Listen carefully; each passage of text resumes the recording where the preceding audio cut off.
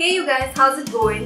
In today's video, I thought I would talk about something different rather than the usual beauty and fashion and style topics that I normally cover. So for my blog and my Instagram and my Facebook page, I usually focus on those topics, but on my Twitter, I basically talk about anything and everything possible, and I want my YouTube channel to be a place where I can discuss a lot more different topics with all of y'all.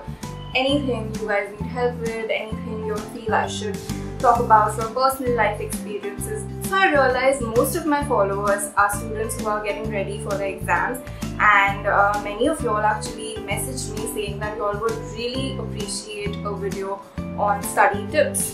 So, I also used to be in school and college once upon a time. I talk like such an old person. So now you must be thinking that you're a fashion blogger, why are you giving us study tips exactly? Well, this is this misconception that, people who are in fashion are not very academically inclined, or they've not studied much, but that's absolutely rubbish. I used to be a complete nerd in school. College was mostly practical assignments and projects and presentations. We used to have exams, but not that many.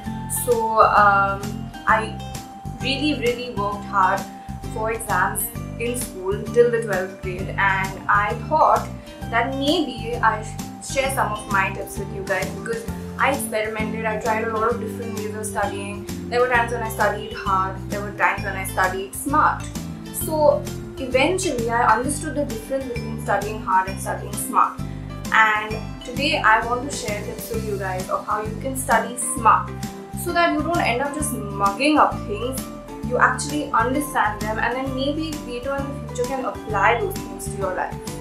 So without any further ado, let's get to it.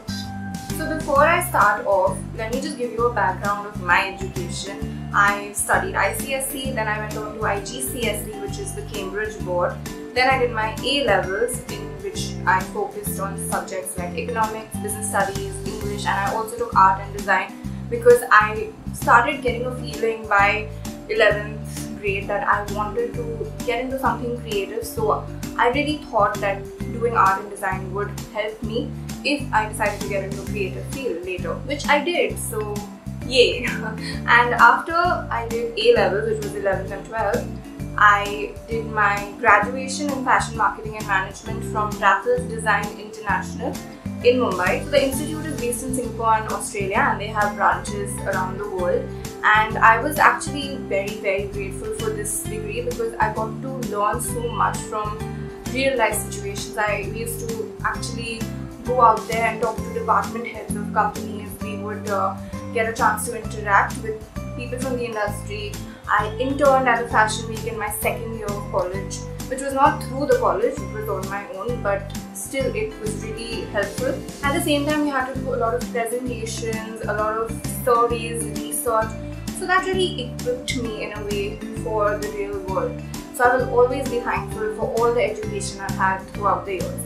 But one thing that's very important for all of you to know and to understand is that grades do not determine your life and your future.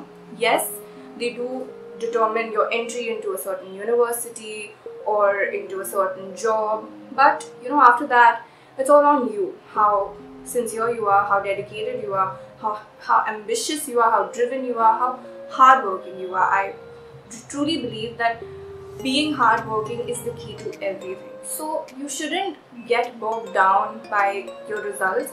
They do matter, but they don't determine your entire life. So please don't get completely depressed by it. I've done that. I've had breakdowns where I've just, been so nervous that I've not completed the curriculum, and oh my god, I'm gonna mess up. And that was just for nothing, because eventually I caught up on the portion and I was fine. But that's just who I was. I used to put a lot of pressure on myself. Nobody used to put pressure on me, not my family or anyone. So it came to such a point where, I just had expectations from myself. So I pushed myself to achieve that much. And it's basically, I take the complete blame for that, for being a complete psycho in school, working so hard and just revising all the time. But because I became this psycho, I eventually learned how to make the most of the time available to me, to make the best use of it. And today I'm going to share those secrets with you all.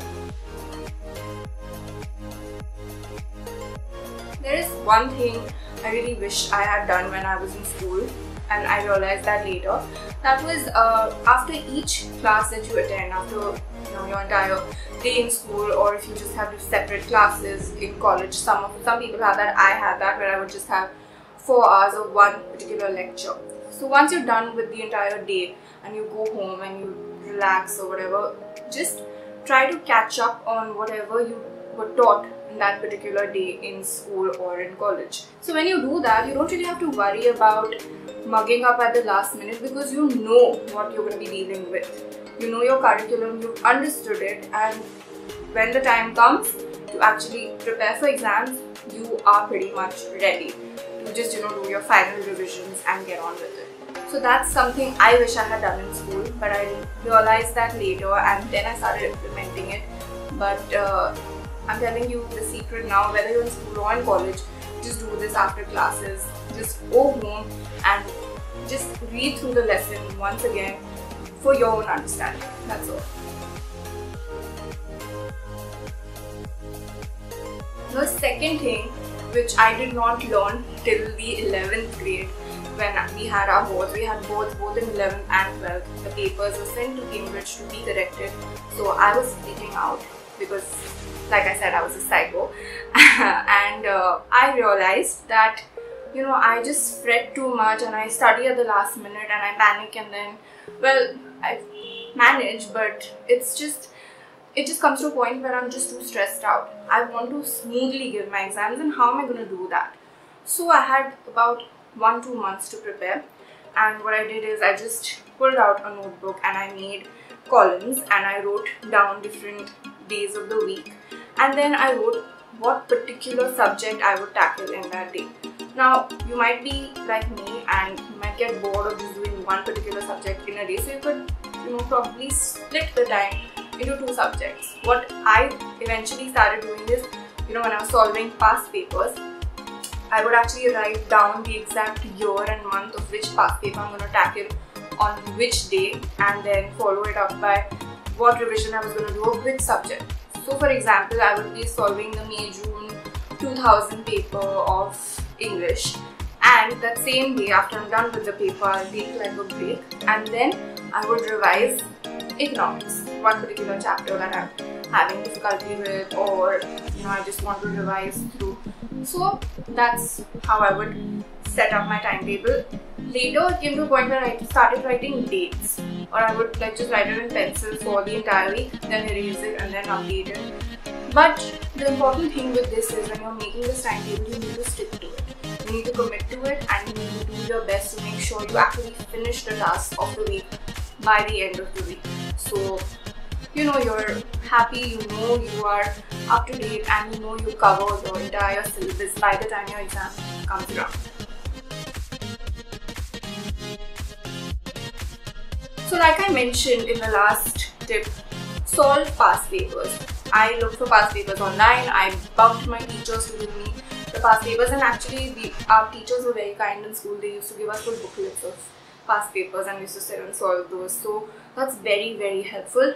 You can solve it with the textbook open. What I used to do is, I would, for big essay questions, I would just write down the important points. I would look at the marking scheme, whatever the answers were, which were available online, and then I would just match it with the question and understand it, and then that's it. I would write it down, and that would just kind of stay in my memory. The other thing that you can do is, once you feel like you've revised enough, keep your textbooks away and keep all your notes away, and just try to solve the paper on your own. Self-testing really helps, and that is actually my 4th tip. Not only through past papers, but even you can make questions for yourself and try to revise. Make basic questions, do whatever you need. Try to do multiple choice questions which are there. Maybe it might be there in your textbook, or you might find quizzes online, which was the case with us. You just need to make sure you look for more resources besides your own textbooks.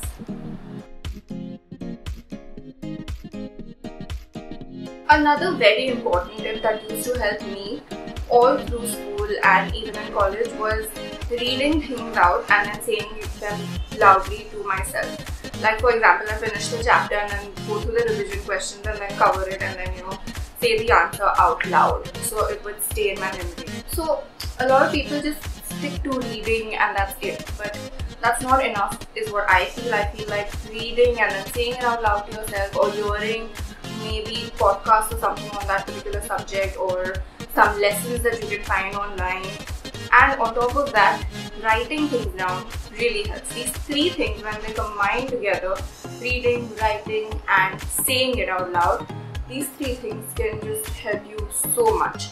And when I'm talking about writing, I'm not saying write out large essay questions when you don't have the time. Don't do that. If you have the time, do it. That's okay. But when you don't have the time and you can't write such long answers, what you can do is you can just write down the points, basic points that you will understand. Make basic diagrams so that you can recall things. Visually, we remember things better. So do that, or you can even make short forms up in your head. Now, for example, now business students would know this. SWOT is strengths, weaknesses, opportunities, threats. You have the PESTEL analysis, which is, political, economical, social, technological, environmental, and legal, right? I think it's legal, yeah. Another example that I can give you is in marketing. We all know that there's the 4 P's: price, product, place, and promotion. So if I were tackling one particular chapter, say market research, I would try to associate all the different types of research with each other. What points do they have that are similar, what is different, and that would just help me remember better. You need to just find what works for you. Flowcharts, short forms, making up diagrams, economics. There's just so many diagrams that you have to make.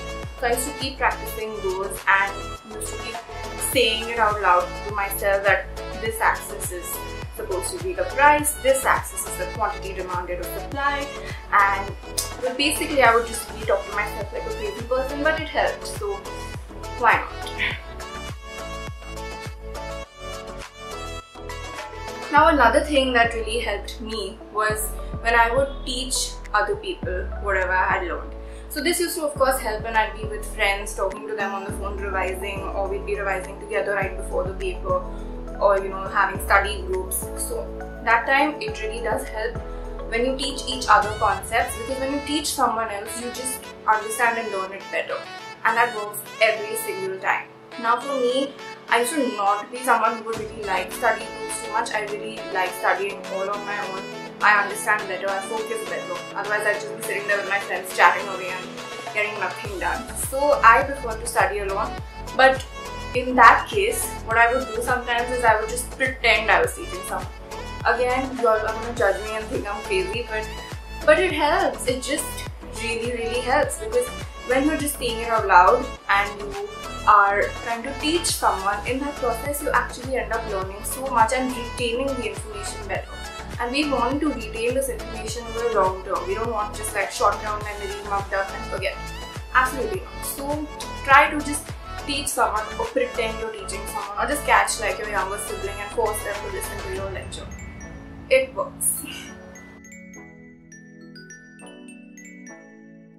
So my next point is something I already mentioned. Don't just stick to your textbooks and your notes. Maybe get in touch with a classmate, someone who regularly attends classes, and get all their notes and whatever other websites or resources they're turning to. If they're doing some additional reading, do that. If you're in college especially, you should be doing extra reading, so you're completely covered and you know your concepts in and out. Maybe you can even chase your teacher for more resources. I've done that, and honestly they might hate you initially, but after that they're just going to be so happy that you're taking so much interest in the subject. So if you genuinely want to do well in the subject, make sure you are getting all the possible sources of information and material to help you study better. Now the next tip is something I used to completely ignore, and that was the fact that I would not take enough breaks. You really need to take breaks when you're studying, especially if the subject is heavy, because your brain gets saturated and then you get frustrated and then you start hating your life like I used to. So you don't want that. So one way that you can do that is kind of reward yourself. in that break. Now at that point of time, the only social media platform that we were addicted to was Facebook when I was still in school. Facebook wasn't exactly the biggest distraction for me. For me, the reward used to be that, okay, I'm going to study for 1 hour and then after that I'm going to call up my best friend and talk to her for like 20 minutes. Phone calls used to be like the big thing then, or getting on MSN Messenger. I'm totally revealing my age to you guys through this video.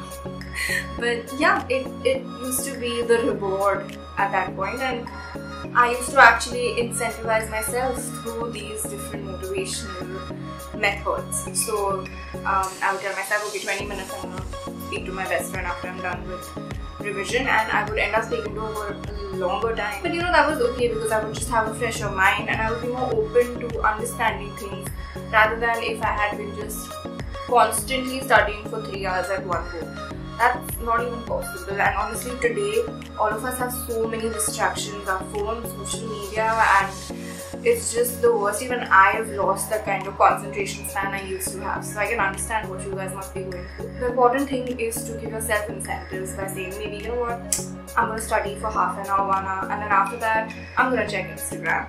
I'm going to check it for like a nice 10-15 minutes. So yeah, do that. It worked for me. Now, one thing about the Indian education system is that you have to mug up a lot, and that unfortunately is not fun for anyone.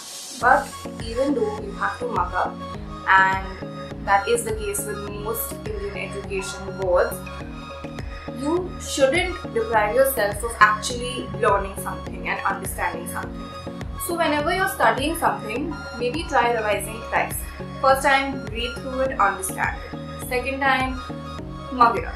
Third time, just do a brief revision where you're just recalling things and saying things out loud to yourself. The reason I say this is because the main point of education is the fact that it's going to help you sometime in the future. And in order for it to do that, you need to understand what you're studying.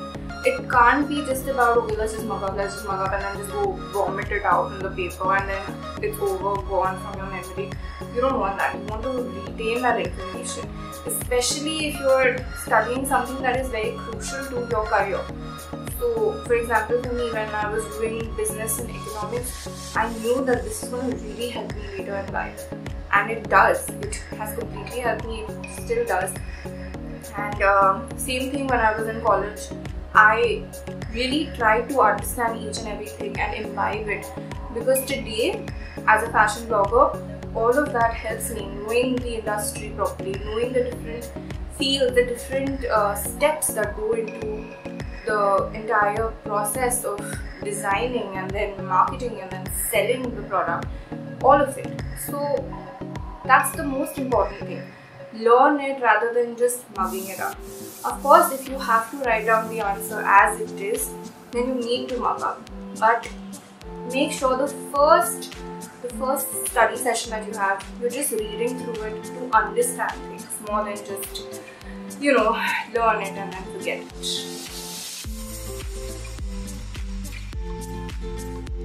So the next point is, you need to take good care of yourself. And that means don't skip meals. Don't overload yourself with, you know, different energy drinks or a lot of black coffee or whatever. That's not a very good idea. I used to manage to stay awake till very late because I'm just that kind of person.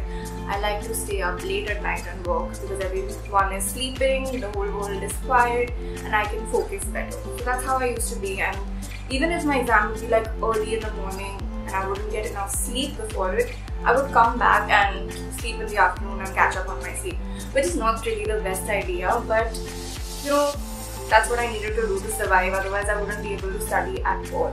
But if you're a person who wants to wake up early and study, then sleep a little early. And maybe you can just, you know, try to take short naps, maybe sleep 20 minutes in the afternoon or something, so that you're back, you're refreshed again to study. And yeah, I think that totally helps. And of course, you need to take care of what you're eating. Try to stay away from junk food or from unhealthy food that can probably make you sick and also can, you know, reduce the amount of energy you have, make you feel lethargic. You don't want that. So try to eat more of veggies and fruits and stay on your A game. Now this is the final point, and it's the most important point according to me. You need to stay positive no matter what happens. I've had phases where I've just thought that I couldn't do it and I wouldn't be able to finish it, but I've managed somehow. In the 10th grade, I remember I was so bad at math. The internals I used to keep getting like D's and E's and C's, and then eventually when I had to give my board exam, I got an A. That only happened because I didn't give up. I used to want to so many times, but I did not, and I just kept practicing each and every day, and I got the results eventually. Maybe I got lucky, maybe the paper was easy, maybe the examiner was nice and just took some pity on me. Whatever it was, staying positive just truly helps.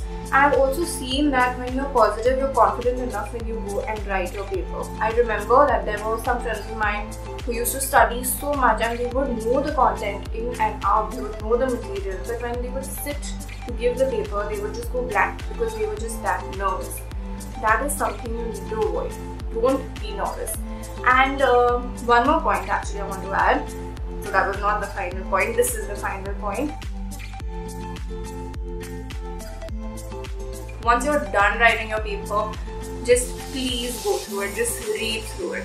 This has helped me so many times because there have been times when I've read the question completely wrong in a hurry and written some rubbish answer, and then I realized, oh my god, this was wrong. And then I slashed it in the end and then written the correct answer and then, given the reference to the page where I've written it.